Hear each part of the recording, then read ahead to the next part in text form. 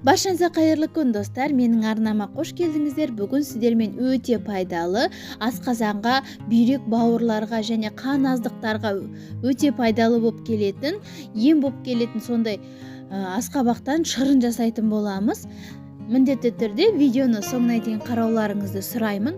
Асқабақты қабығынан тазалап, шырын жасайтын арнайы құрылғы әзірлеуге немесе үкіштен өткізіп дәнекпен шырынын сығып алуға болады.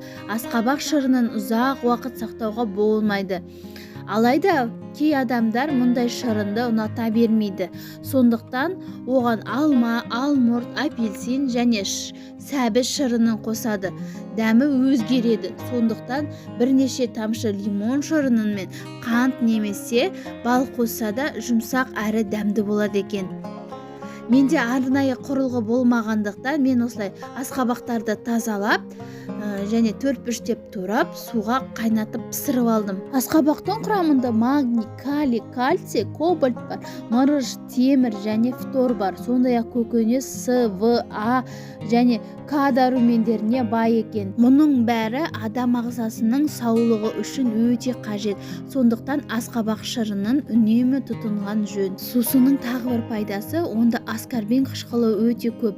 Ол иммунитетті жақсартып, инфекциялық аурулар мен суық тиюдің алдын алады екен. Асқабақтың ағзаға пайдасы зат алмасуды реттейді, қан айналымын жақсартады, қандағы холестерин мөлшерін азайтады, ағзаны зиян заттардан тазартады, асқазан ішек жолдарының жұмысын жақсартады, іш қатудың алдын алады екен. Асқабақ шырыны қан қысымы көтерілгенде, дене ісігінде бауыр аурулары, бүйрек және жүрек қан тамырлары жүйесінің ауруларына шалдыққандарға өте пайдалы екен. Достар, егер сіздерге видеом пайдалы болып жатса, каналыма тіркеліп қоңыршаны басып қойыңыздар.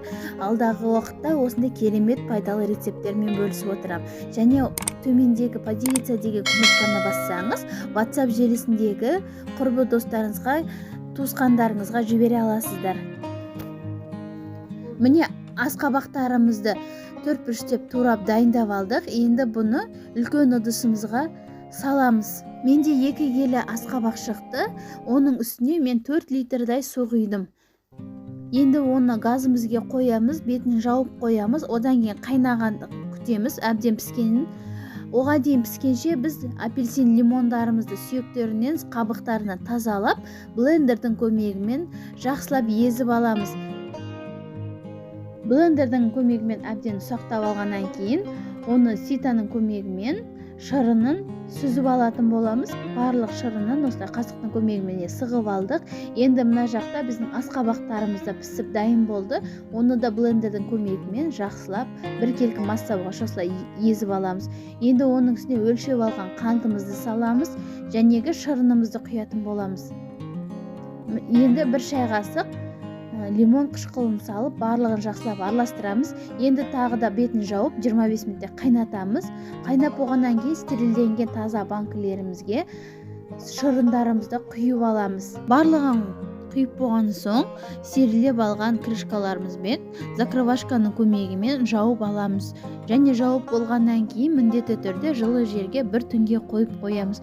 Одан кейін міндетті түрде салқын жерге түсіріп қоямыз. Асқазан ішек жолдары қатты бұзылған, ішек жолдарды зақымданған асқазан шырынның қышқылдығы жоғары адамдарға асқабақ шырынның дәнімен әуестенбеуге кеңес береді. Сөйтсе де асқабақты емдік мақсатта пайдалану үшін міндетті түрде дәрігермен кеңесу керектігін ескертеміз. Мысалы, асқазан жарасы бар, созылмалы дерттерге шалдыққан жандар асқабақты өте аз мөлшерде ғана пайдалана алады. Жүрек тамыр аурулары мен бүйректің әртүрлі аурулары үшін пайдалы. Асқабақтың калориясы төмен болғандықтан, одан жасалған тамақтар семіздіктен зардап шегушілер үшін, толысуға икем адамдар үшін пайдалы. Асқабақты асқазан мүшелері ауырған кезде емдік тағам ретінде пайдаланады.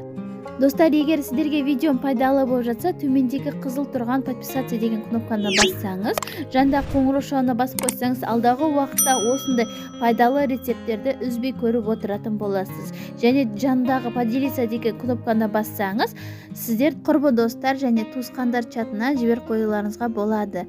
Сіздермен болған Ақмарал, мені тыңдағандарыңызға көп рахмет.